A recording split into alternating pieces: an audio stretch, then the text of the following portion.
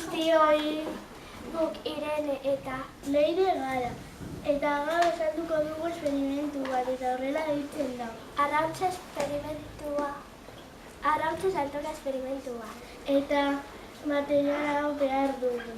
Arrautz bat egosita, ospina eta edalontzi bat. Jarraibideak. Lehenengoz, ipini ospina edalontzi.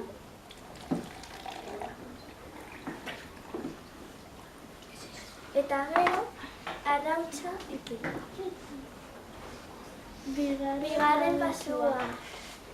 Utzi arrautza 48 ordu. Hirugarren pasua.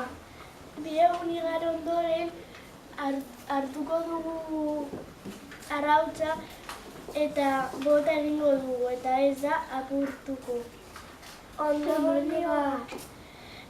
Esperimentu amaitzen denean zuk hartu behar duzu eta kendu behar duzu azala eta errebote daiteke.